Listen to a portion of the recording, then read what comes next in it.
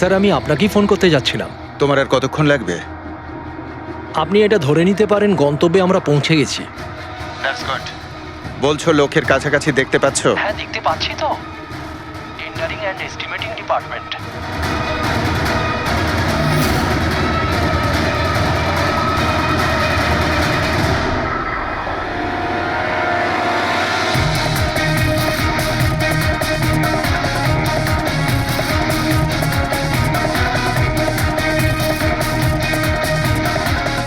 আর ওই লোকটার নাম খুব শিগগিরই আমি আপনাকে বলে দেবো।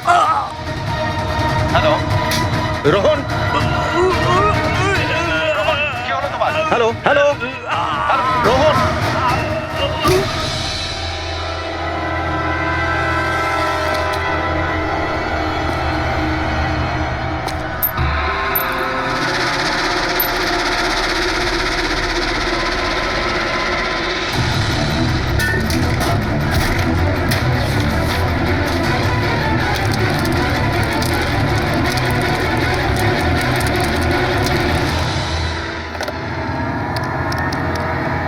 Hello, police station.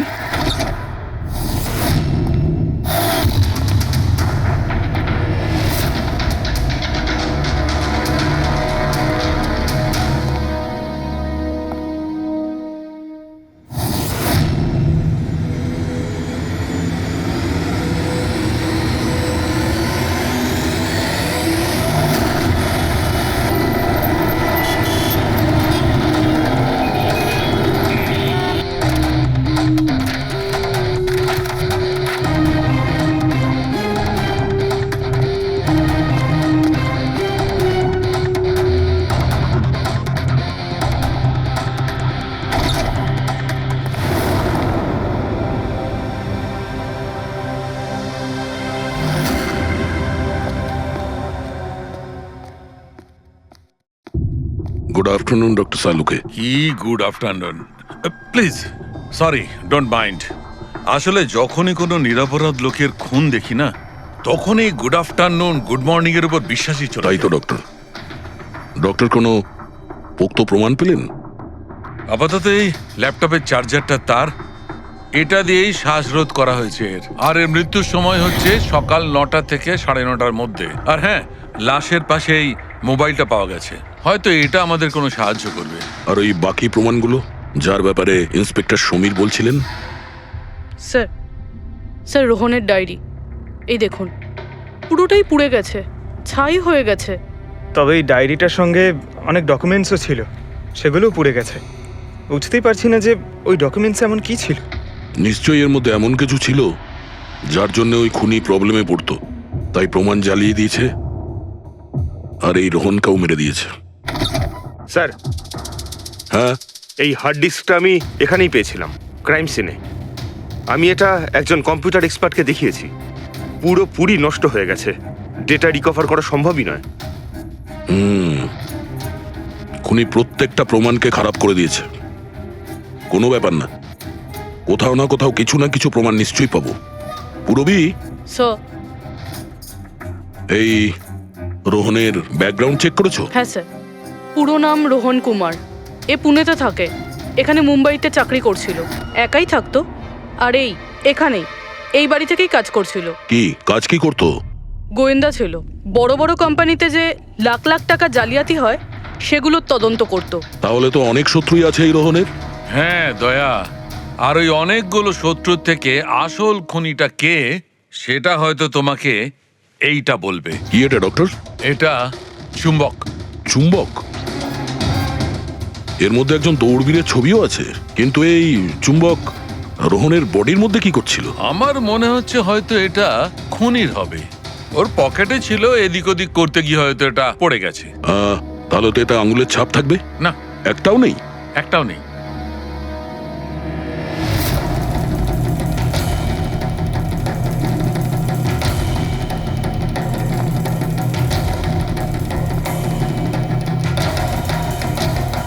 খুনি মনে হয় এখান থেকে এসছে। পুরবি, স্যার। এই রোহন এই মুহূর্তে কার জন্য কাজ করছিল? স্যার, ডিএনডি বিল্ডকম লিমিটেডের জন্য। BND Buildcom limited? এটা তো ইঞ্জিনিয়ারিং আর কনস্ট্রাকশনের 1 নম্বর কোম্পানি শহরের। হ্যাঁ স্যার, এই দেখুন, এই ভাঙা হার্ড ডিস্কটার উপরেও ওই কোম্পানিটারই স্টিকার লাগানো রয়েছে। আর মারা যাওয়ার ঠিক আগে এই রোহন এই কোম্পানির সিইও মিস্টার হিতেশের সাথে ভিডিও কলে ছিল। আর স্যার এই লোকাল পুলিশ স্টেশনেই হিতেশই কমপ্লেন করেছিল।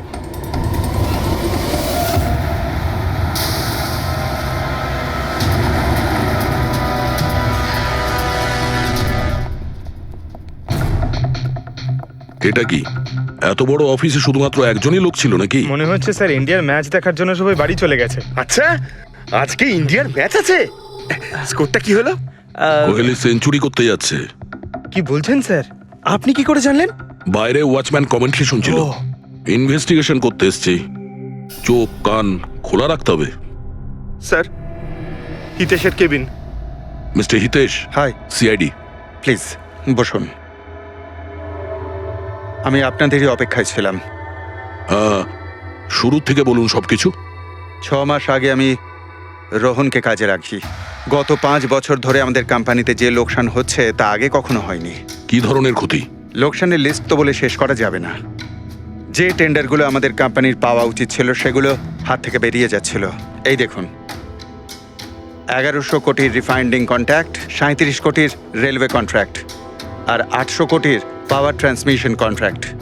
এটাও তো হতে পারে যে যে সমস্ত কোম্পানি এই কন্ট্রাক্টটা পেয়েছে ওরা আপনার থেকে কম কোট দিয়েছে। সেটাই তো আমি বলতে চাইছি স্যার। যদি অন্য অন্য কোম্পানি এই টেন্ডার পেতো তাহলে ব্যাপারটা অন্য ছিল, কিন্তু এই সমস্ত কন্ট্রাক্ট একটা মাত্র কোম্পানিই পেয়েছে। আর সবচেয়ে বড় কথা হলো তাদের অ্যামাউন্ট আমাদের দেওয়া অ্যামাউন্টের থেকে মাত্র 1000 টাকা কম। শুধুমাত্র 1000 টাকা কম? কোন কোম্পানি এটা? XPL infrastructure. XPL infrastructure. তাহলে আপনার মনে হচ্ছে যে আপনার কোম্পানিতে এমন কেউ বেইমান আছে যে স্যালারি আপনার থেকে নেয় কিন্তু কাজ এক্সপিএল এর জন্য করে? 100% কেউ না কেউ তো অবশ্যই আছে। আর রোহন ওই লোকটার খুব কাছাকাছি পৌঁছে গিয়েছিল। ওর লাস্ট ফোন কলে আমায় এটাও বলেছিল যে সেই বেইমান এস্টিমেটিং অ্যান্ড টেন্ডিং ডিপার্টমেন্টের লোক। আচ্ছা, এই ক্রাইম সিন থেকে আমরা এই ড্যামেজড হার্ড ডিস্কটা পেয়েছি। কি আছে এর ভেতরে? স্যার, এটা আমাদের কোম্পানির গত 5 বছরের CCTV footage, call logs, emails, আমাদের কোম্পানিতে কত এমপ্লয়িজ আছে, সমস্ত ইনফরমেশন এতে ছিল। তাহলে এর কপি নিশ্চয় আছে আপনার কাছে? আগে হ্যাঁ, আছে। আমরা ওটা আমাদের সঙ্গে নিয়ে যাব। শিওর।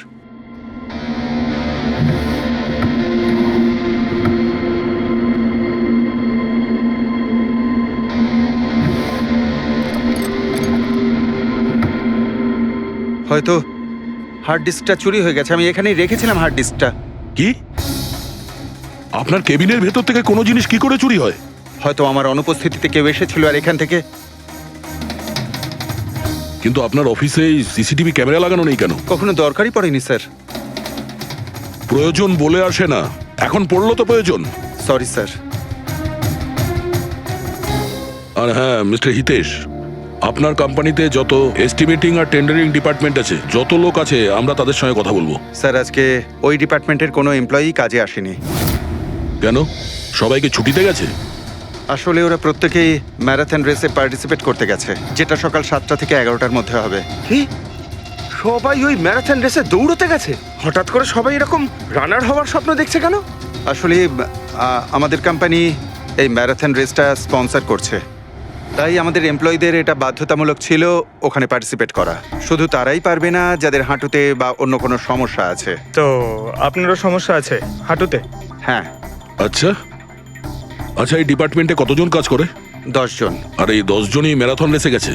হ্যাঁ স্যার, যদি কেউ না যেত আমি অবশ্যই জানতে পারতাম sir. Sir, hmm,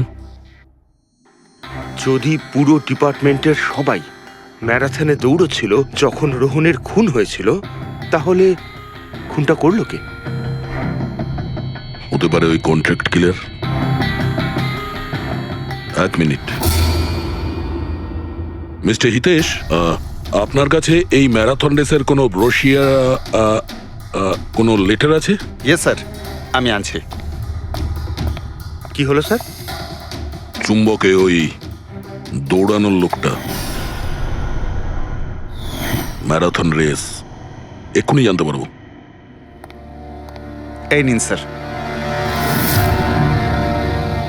thank you. You are welcome sir. দেখেছো, এটাই হলো ওই চুম্বকের রহস্য।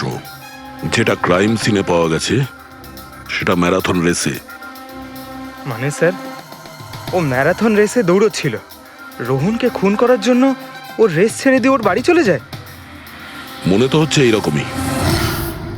স্যার, এই বিপ ম্যাগনেট জার্সির ওপর লাগানো হয়। সঞ্জু স্যারকে একটু বুঝিয়ে দাও। দেখুন স্যার, এই ম্যাগনেটটাকে এখানে এইভাবে লাগিয়ে দিতে হবে। সেম এরকমই আরেকটা নেওয়ার পরে জার্সির ভেতর থেকে আমরা নিয়ে নেব, আর এটাকে আমরা এইভাবে লাগিয়ে দেবো। সেম আরেকটা এইভাবে নিয়ে এটাকে নিয়ে আমরা এইভাবে লাগিয়ে দেবো, আর এটা এইভাবে লক হয়ে যায়। আগে আমরা সেফটি পিন ইউজ করতাম, কিন্তু দু একবার রানার্সদের চোট লেগেছিল, তাই আমরা এই ম্যাগনেট টেকনিকটার ব্যবহার করছি। এই ম্যাগনেট আর রেসিং হুইপ আপনি সব প্রতিযোগীকেই দিয়েছিলেন? ইয়ে স্যার, সবাইকে জানিয়ে দেওয়া হয়েছিল, বলাও হয়েছিল রেস শেষ হয়ে যাওয়ার পরে সব ম্যাগনেটগুলোকে ফেরত দিয়ে দিতে। তাহলে কারা কারা এই ম্যাগনেট ফিরিয়ে দেয়নি? স্যার, অনেকেই দেয়নি, কেউ ফেলে দিয়েছিল, কেউ বা হারিয়ে ফেলেছিল, আর এক একজনের দায়িত্বও ছিল না যে জিনিসটাকে ফেরত দিতে হবে। একটা কথা তো শিওর, কেউ রেস মাঝপথে ছেড়ে দিয়েছিল, গিয়ে খুন করে আবার ফিরে এসেছে। কিন্তু স্যার, রেস তো অনেক লোকেই মাঝখানেই ছেড়ে দিয়েছিল, কিন্তু এটা কি করে জানা যাবে যে তাদের মধ্যে রোহনকে কে মেরেছে? ওই 10 জনের মধ্যেই কেউ হবে যারা ক্যান্টিন ডিপার্টমেন্ট আর এস্টিমেটিং ডিপার্টমেন্টে কাজ করছিল। কিন্তু স্যার, ওই 10 জনের মধ্যে রেস মাঝপথ থেকে ছেড়ে দিয়েছিল, এটা কিভাবে জানতে পারবো? জানা যেতে পারে স্যার। কি করে? স্যার, আমরা প্রত্যেকটা প্রতিযোগীর মাথায় গোপ্রো ক্যামেরা লাগিয়েছিলাম, আর সেটা থেকে জানা যেতে পারে কে মাঝপথে ছেড়ে দিয়েছিল। ওয়ান্ডারফুল।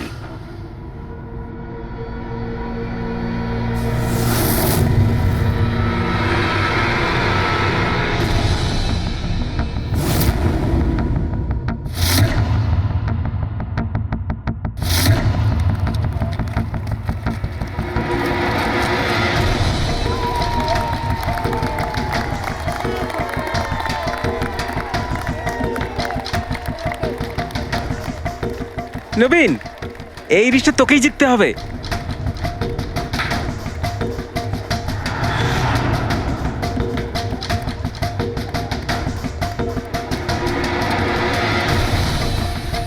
রান।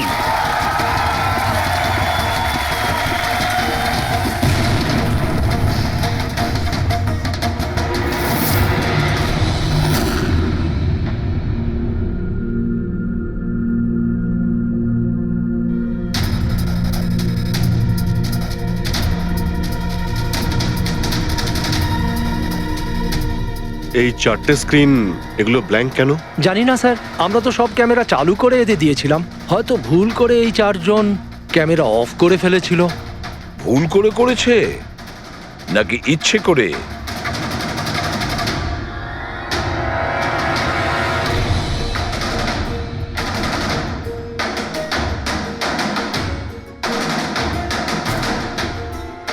এদের মোটিভটা কি বুঝে উঠতে পারছি না। এরা কি করতে চাইছিল? কি কুনাল, একটা ক্যামেরা ভাঙা, একটা ক্যামেরায় মাটি লেগে আছে, এই 4টে ক্যামেরা ব্ল্যাঙ্ক, সেটা কেন? জানি না স্যার। ওইসব জানি নাটা নিয়ে বললে হবে না। এই সব কটা ক্যামেরা 10-এ 10 আমার চাই। স্যার, এই 3টে ক্যামেরা একদম ঠিক ছিল স্যার। এমপ্লয় 1, এমপ্লয় 2 আর এমপ্লয় 3। তার মানে এই 3টে ক্যামেরায় কোনো টেকনিক্যাল প্রবলেম ছিল না। কেউ ইচ্ছে করে ক্যামেরাগুলো বন্ধ করেছিল বা ভুল করেও করে থাকতে পারে, কিন্তু বলা যায় না। কিন্তু স্যার, এই 4টে ক্যামেরারই ফুটেজ একদম ঠিকঠাক স্যার। এমপ্লয়ি 4, 5, 6, 7। তাহলে এবার যাই প্রবলেম ক্যামেরাতে। সবার আগে প্রবলেম ক্যামেরা ছিল এই নবীনের, যার লেন্স ক্র্যাক হয়ে গেছিল। হতে পারে দৌড়তে দৌড়তে পড়ে গেছিল।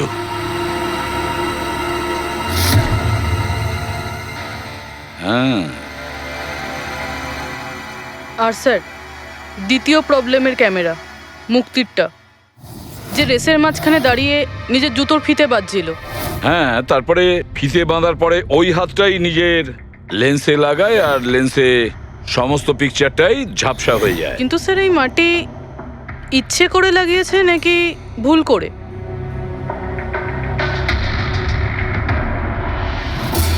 আরে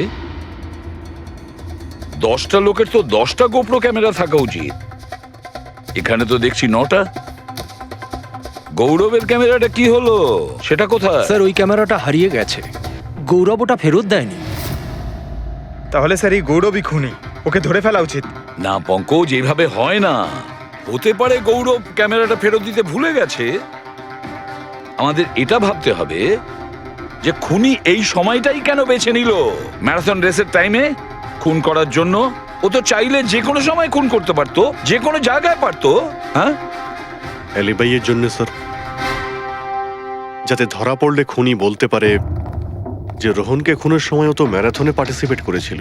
হ্যাঁ, সেই জন্য ও রেসেও পার্টিসিপেট করেছিল আর রেস কমপ্লিট করেছিল। তার মানে স্যার রেসকে মাঝখান থেকে ছেড়ে ও চলে গেছিল, তারপরে গিয়ে খুন করলো, আর খুন করার পরে এসে রেস আবার শেষ করলো। এক্স্যাক্টলি। কিন্তু স্যার এই ফুটেজ থেকে কিভাবে জানতে পারবো কে রেস ছেড়ে চলে গেছে, খুন করেছে, আবার রেস জয়েন করেছে?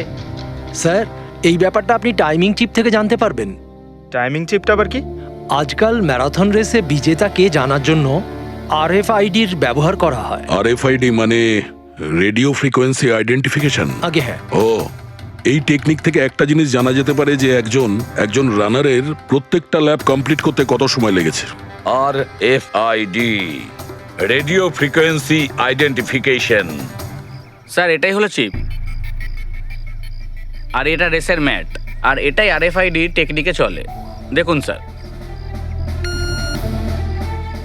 ও, তার মানে রেস শুরু হতেই যখন কোনো রানার এটা ক্রস করে তখন এর টাইমিংটা ওই মুহূর্তে শুরু হয়ে যায়। একদম স্যার, অফিসের কার্ডের মতন স্যার। ঠিক আছে, এটা তো বুঝতে পারলাম, কিন্তু এটা কি জানতে পারা যাবে যে কেউ রেস মাঝপথে ছেড়ে দেয় আর পরে আবার এসে জয়েন করে? এরও উপায় আছে স্যার। স্যার এই ম্যারাথন রেস 31 কিলোমিটারের হয়। এতে 4টে ভাগ, প্রথমটা 5, দ্বিতীয়টা 10, তৃতীয় 15, চতুর্থ 20। চতুর্থ পর্যায় থেকে ফিনিশিং লাইনের দূরত্ব কম করে 1 কিলোমিটার স্যার।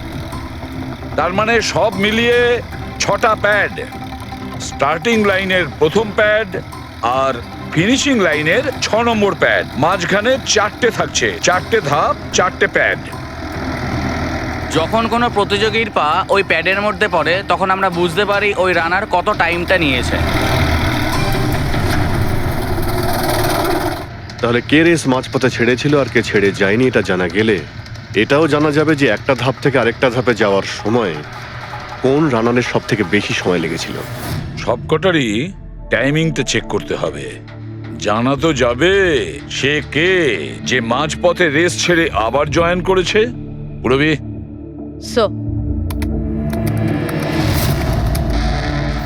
স্যার আমাদের প্রথম কচ্ছপ হলো এই নবীন। এ রেসের প্রত্যেকটা ল্যাপ 25 মিনিটে কমপ্লিট করেছে, কিন্তু শেষ ল্যাপের পরে ফিনিশিং লাইন পর্যন্ত পৌঁছানোর জন্য মানে 1 কিলোমিটার ক্রস করার জন্য ওর 50 মিনিট সময় লেগেছে। নবীন,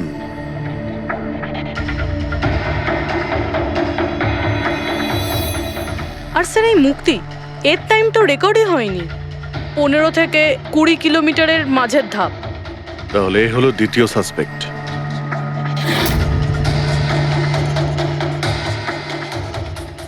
মুক্তি। আর এবার এই গৌরব, এ তো 15 কিলোমিটারের ধাপই বের হতে পারেনি। তাহলে এই হলো আমাদের তৃতীয় সাসপেক্ট। স্যার বাকি সবার টাইমিং তো মোটামুটি ঠিকঠাকই আছে। তার মানে এই খুন এই 3 জনের মধ্যেই কেউ করেছে, মুক্তি, নবীন আর গৌরবের মধ্যে। যদি নবীন খুন করে থাকে তাহলে সে রেস ছেড়েছে 20 কিলোমিটার আর ফিনিশিং লাইনের মাঝপথে। পঙ্কজ, বাইক নিয়ে যাও, এবার স্পিডে যাবে ওই রুটেই। আর খেয়াল করো যেখানে ওই 3 জন যেখানে রেস ছেড়েছে সেখান থেকে রোহনের বাড়ি কতটা দূরে আর কত সময় লাগবে।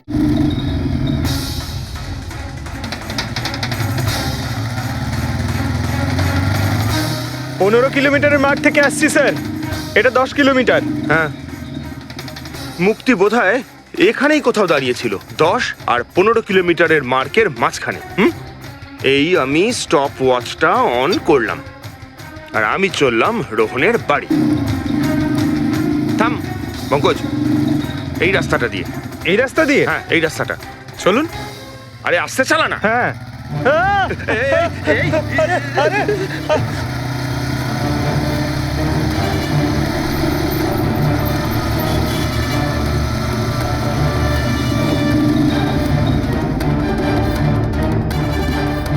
এই দেখুন রোহনের বাড়ি। মুক্তি নিশ্চয়ই রোহনের ঘরে পিছনের জানলা দিয়ে ঢুকেছিল।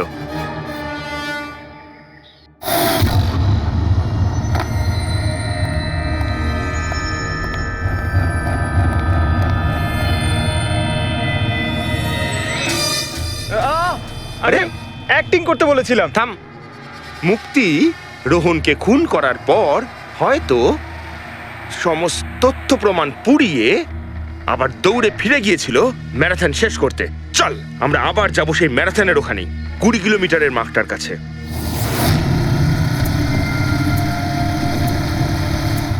স্টপ ওয়াচে টাইম দেখে নিন স্যার। 26 মিনিট।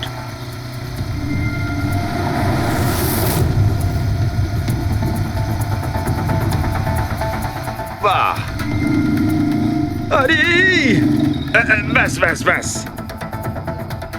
এবার মুক্তি পৌঁছলো 20 কিলোমিটারের মার্কে পাক্কা 30 মিনিট পরে। আর তারপর এখান থেকেই হয়তো ও রেসটা শেষ করেছিল।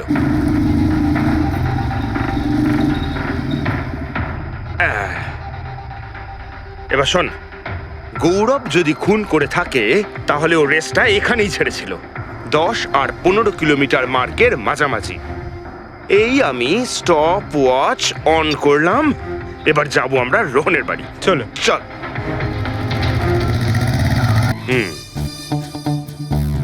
হ্যাঁ, একদম পুরো বিশ্বাস আছে আমার। Excuse me. এই ছা ছা ছা ছা ছা, আরে আরে আরে মরে যাবো তো। চল।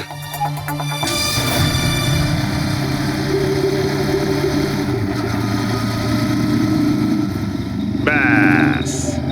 একটু দাঁড়ান, আমি বুঝতে পেরেছি। আমি বলছি, এই গৌরব রোহনের বাড়ি থেকে 15 থেকে 20 কিলোমিটার দূরে রেসে আবার জয়েন করেছিল, তাই না? শাবাশ। হ্যাঁ। আমার সাথে থেকে থেকে তোরও তো বুদ্ধি খুলে গেছে। আর এই সব কিছু করতে গৌরবের টাইম লেগেছিল পুরো 27 মিনিট। এবার দেখা যাক নবীনের কত লেগেছিল। এবার যদি নবীন খুন করে থাকে তাহলে ও নিশ্চয়ই এখান থেকে গেছিল, যেখানে ও পড়ে গেছিল। এই আমি স্টপ ওয়াচ অন করলাম। এবার যাওয়া যাক রোহনের বাড়ি। চল। চলুন স্যার। ওকে পঙ্কজ, 3 জন রোহনের সাথে এরকমই কিছু করেছিল।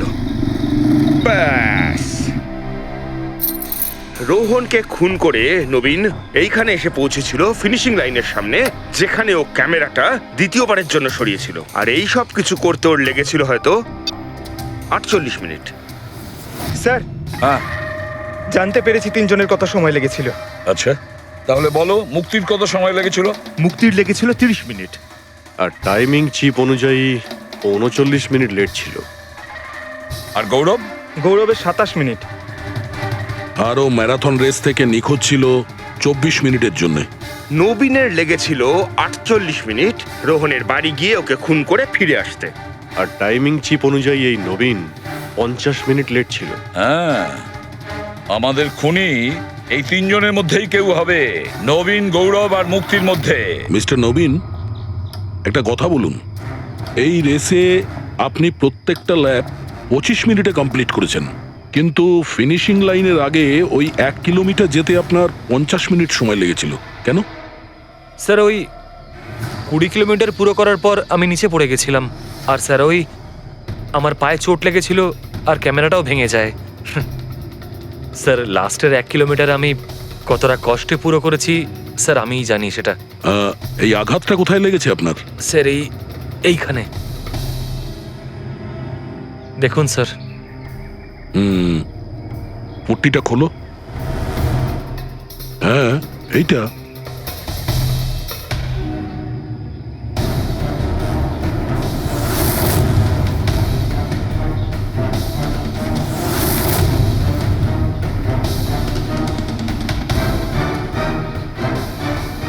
স্যার, এবার আপনার বিশ্বাস হয়েছে যে আমি কোনো দোষ করিনি? নির্দোষ যদি হও এত ঘাবড়ে যাচ্ছ কেন?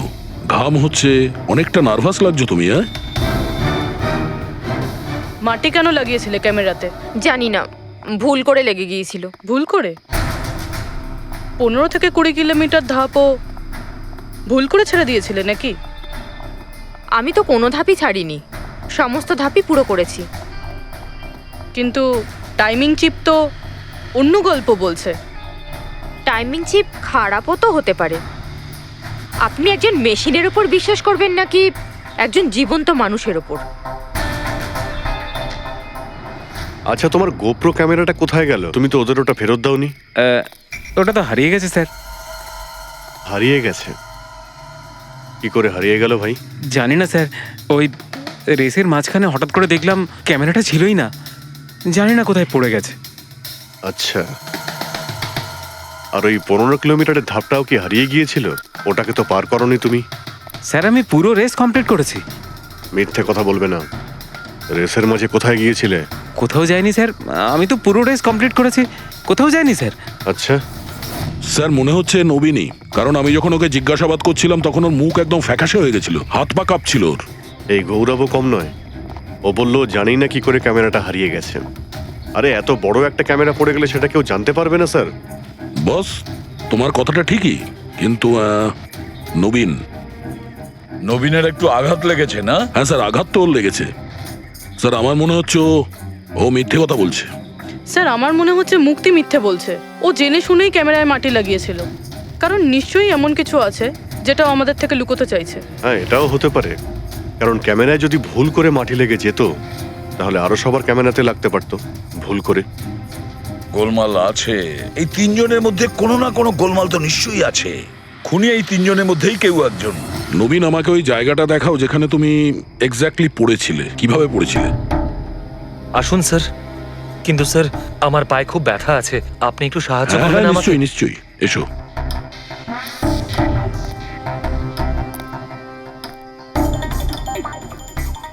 স্যার আমি এখনো বলছি আপনাকে, আপনি নিজের টাইম ওয়েস্ট করছেন। এমনটা যেন না হয় যে আসল খুনিই পালিয়ে যায়। সিআইডির হাত থেকে আজ পর্যন্ত কোনো খুনি না বেরিয়েছে না বেরোতে পারবে, নিশ্চিন্ত থাকো। হ্যাঁ স্যার ওই যে এখানে আটকেই আমি পড়ে যাই। এখানে? হ্যাঁ স্যার, স্যার পড়ে যেতেই আমার ক্যামেরাটাও ভেঙে যায়। আচ্ছা, তারপর আমি ক্যামেরাটা আবার লাগালাম, তারপর রেস স্টার্ট করলাম। প্রচুর ব্যথা নিয়ে তুমি এই রেসটা ফিনিশ করেছো। হ্যাঁ স্যার, এখনো খুব ব্যথা। তুমি পড়েছিলে এইখানে, এই জায়গাটায়? হ্যাঁ স্যার, খুব ক্লান্ত হয়ে গেছিলাম তো, তাই খেয়াল করিনি আর পা আটকে নিচে পড়ে যাই। আচ্ছা, রেস ফিনিশ করার আগে তুমি দ্বিতীয়বার ওই ক্যামেরাটাকে সরিয়ে দিয়েছিলে কেন? আচ্ছা, ওটা তো স্যার খুব গরম লাগছিল তো, তাই মুখটা ধোয়ার জন্য আমি ক্যামেরাটা খুলে ফেলেছিলাম। কিন্তু কিছুক্ষণ পরেই আমি আবার ক্যামেরাটা লাগিয়ে নিই। রেস তো আমি তারপরেই কমপ্লিট করেছিলাম। হ্যাঁ ঠিক আছে, চলো। স্যার কিছু তো বলুন, আমরা যাচ্ছি কোথায় আসলে? তোমার হারিয়ে যাওয়া ক্যামেরা খুঁজতে। স্যার কিন্তু এত বড় জায়গাতে আমরা খুঁজবো কি করে ওই ক্যামেরাটা? প্রত্যেক ক্যামেরাতে একটা চিপ লাগানো আছে, আর এই ম্যাপ বলছে তোমার ক্যামেরা এই দিকেই আছে। চলে এসো।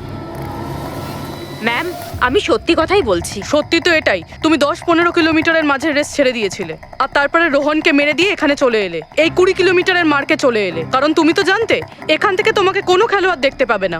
সব খেলোয়াড়রা তো তখন পিছনে। সব মিথ্যে। আপনি আমার কথা বিশ্বাস কেন করছেন না?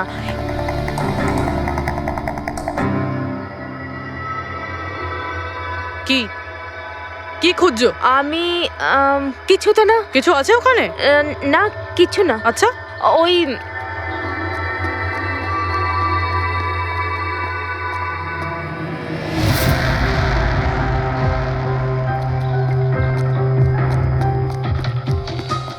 ও তো তুমি সাইকেলে করে গিয়েছিলে রোহনকে খুন করতে? আমি সত্যিই জানি না যে এই সাইকেলটা কার। তাই এক্ষুনি সব জানা যাবে যখন তোমার আঙুলের ছাপ এই সাইকেলে পাওয়া যাবে। হ্যাঁ ম্যাম প্লিজ। হ্যাঁ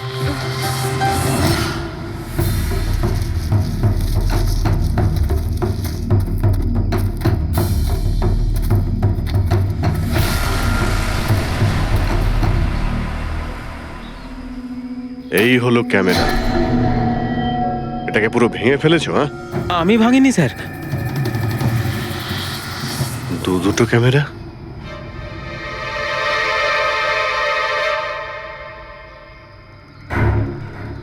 এই ক্যামেরাটা আবার কার?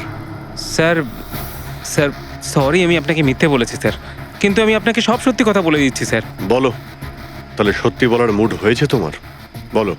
আসলে আমি এই জঙ্গলে না ড্রাগস নিতে এসেছিলাম, ওই গায়ের জোর বানানোর ড্রাগস, যাতে আমার গায়ে শক্তি আসে আর আমি জোরে দৌড়ে এই রেসটা জিতে যেতে পারি।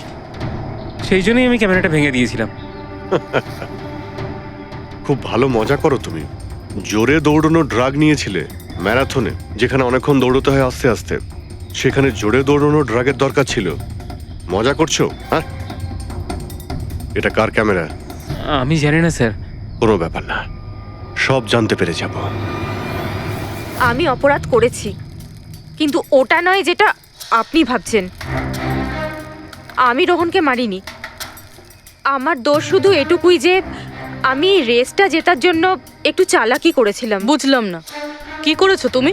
আমি জানতাম না যে টাইমিং চিপ প্রত্যেক ধাপে রানারের টাইম নোট করবে। আমি ভেবেছিলাম শুধু রেসের প্রথমে আর শেষে টাইম ক্যালকুলেট হবে, আর তাই 10 কিলোমিটার পর্যন্ত এসে ক্যামেরায় মাটি লাগিয়ে দিয়েছিলাম আর ওখান থেকে সাইকেল নিয়েছিলাম।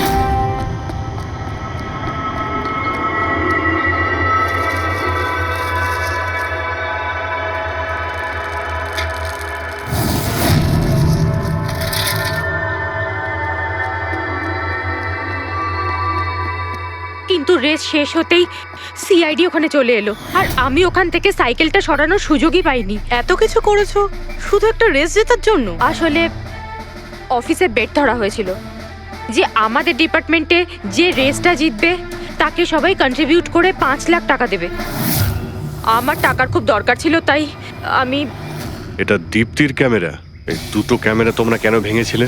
স্যার আসলে আমরা এই রেসে এসেছিলাম যাতে একে অপরের সাথে সময় কাটাতে পারি, কিন্তু তারপরে খেয়াল হলো যে আমাদের প্রেমের কথাবার্তা সব ওই গোপ্রোতে রেকর্ড হচ্ছে স্যার। কখন থেকে ফলো করছে। শোন না, তোকে খুব সুন্দর লাগছে। দাঁত ছাড়ো তো। কি হলো? গোপ্রোতে সব রেকর্ড হচ্ছে। ও গড, এখন কি করব? হ্যাঁ, একটা কাজ করা যাক, চল আমার সঙ্গে। হ্যাঁ,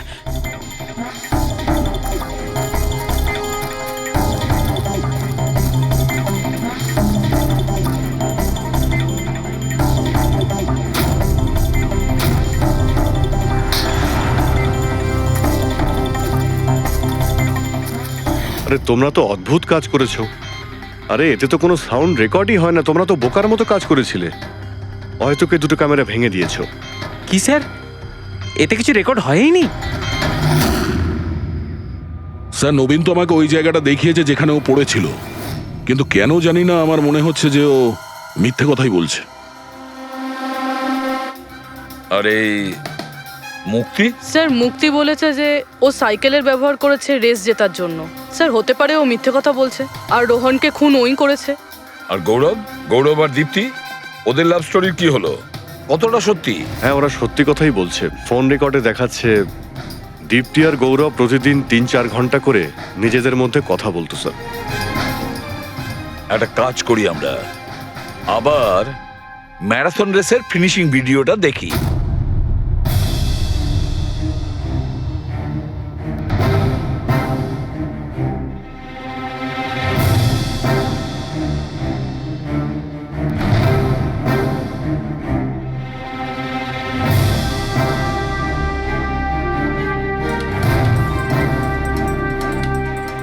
তার মানে গৌরবের ঠিক পরেই এই দীপ্তি ঢুকেছিল।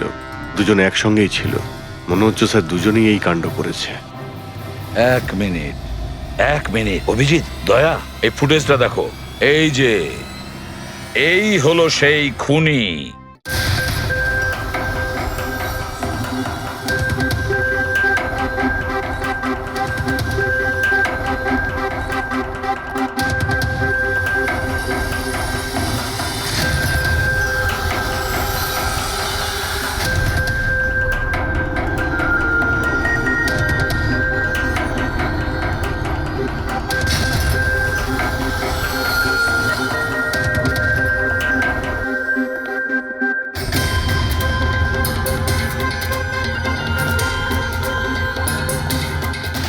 স্যার আমাদের এখানে কেন ডাকা হয়েছে? খুনির নাম বলবার জন্য।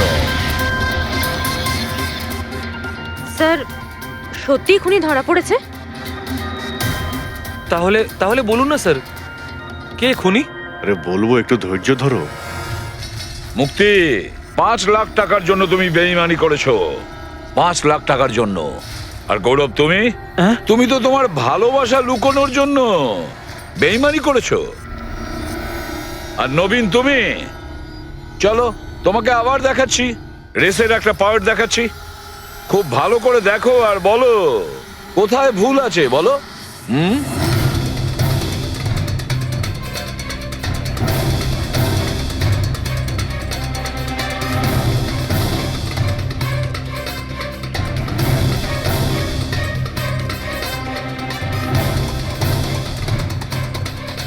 কিছুই তো নেই স্যার, সবই তো ঠিকই আছে। কোনো প্রবলেম নেই। তোমার মনে আছে তুমি বলেছিলে যে ক্যামেরাটা দ্বিতীয়বার যখন তুমি সরিয়েছিলে তারপরে তুমি মাথায় জল ঢেলেছিলে? ওটা তো স্যার খুব গরম লাগছিল তো, তাই মুখটা ধোয়ার জন্য আমি ক্যামেরাটা খুলে ফেলেছিলাম। মিথ্যে বলেছিলে তুমি, নিজের মাথায় জল ঢেলেছিলে। অথচ যখন ফিনিশিং লাইনে পৌঁছলে তখন তো তোমার ভেজা অবস্থায় থাকার কথা ছিল। কিন্তু এই ফুটেজে আমরা কি দেখতে পাচ্ছি? তুমি শুকনো অবস্থায় দৌড়চ্ছ। হয়তো জল শুকিয়ে গেছিল। বর্ষাকালে অত তাড়াতাড়ি জল শুকিয়ে গেল, অদ্ভুত ব্যাপার। তাহলে নবীন, তোমাকে আরো একটা ফুটেজ দেখাই, এই গল্পের শেষ অংশ। বলো, এটা দেখে তোমার কি মনে হচ্ছে?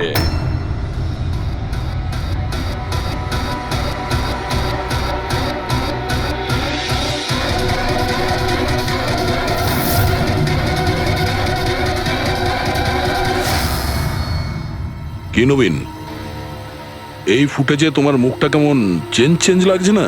হ্যাঁ, অন্যরকম তো দেখাবেই, কারণ এই মুখটা নবীনের নয়, ওর ভাই প্রবীণের।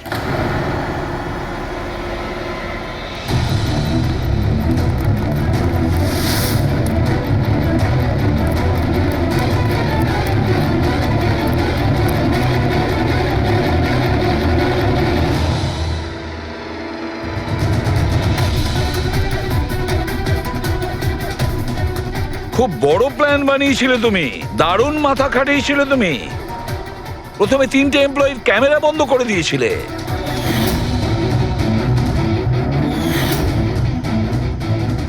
আর তারপরে নিজের গোপ্রো ক্যামেরা নিচে ফেলে দিয়েছিলে যাতে লেন্সটা ভেঙে যায়।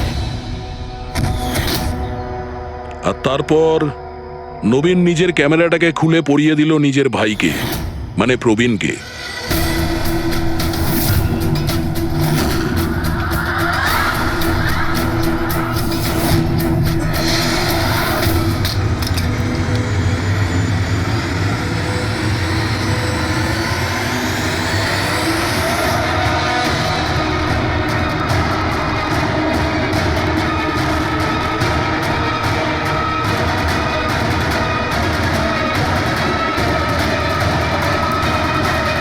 এই ক্যামেরা বদল করার সময় খুব একটা সময় ছিল না, তাই হতে পারে ওই টি শার্টে যখন কাগজটা লাগাচ্ছিল তখন সমস্ত ম্যাগনেটগুলো লাগায়নি, কিছু ম্যাগনেট নবীন নিজের পকেটে ভরে নিয়ে গেছিল।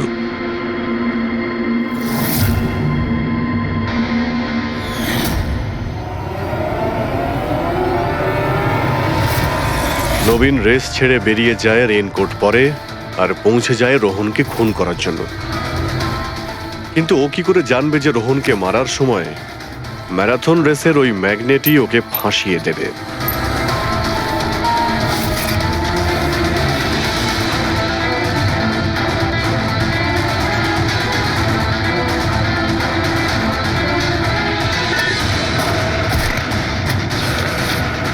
তারপর তুমি পুরো প্রমাণ নষ্ট করলে আর আবার এসে রেসে জয়েন করলে। ইচ্ছে করে নিজের পায়ে তুমি চোট লাগালে যাতে আমরা বিশ্বাস করি যে আঘাতটা সত্যি। আর তারপরে তুমি রেসটা ফিনিশ করো। তাহলে বলো। হ্যাঁ স্যার, আমি খুন করেছি রোহনকে। একদম একদম পারফেক্ট প্ল্যান ছিল। কিন্তু আমি কি করে জানবো যে আপনারা আমার থেকেও অনেক বুদ্ধিমান? প্রত্যেক অপরাধী এই ভুলটাই করে, কারণ তার মনে হয় যে সে আইনের চোখে ফাঁকি দিয়ে দেবে। এবারে বলো, ওকে কেন খুন করলে? তাড়াতাড়ি বলো। বিএনডি বিল্ডকনে হওয়া প্রত্যেকটা গন্ডগোলের পেছনে আমিই ছিলাম। আমার জন্যই প্রত্যেকটা টেন্ডার কোম্পানির হাতছাড়া হলো। আর আমি যদি রোহনকে না মারতাম তাহলে ও আমার সমস্ত রহস্য খুলে দিত। তাই আমি লজ্জা লাগার কথা তোমার। যে থালায় খেয়েছো ওই থালায় ফুটো করেছো। আর সেই পাপ লুকোনোর জন্য তুমি রোহনকে খুন করে দিয়েছো। আইন তোমাকে কঠোরতম শাস্তি দেবে। আশা করি ততদিনে ফাঁসির অর্ডার এসে যাবে। নিয়ে যাও এদের।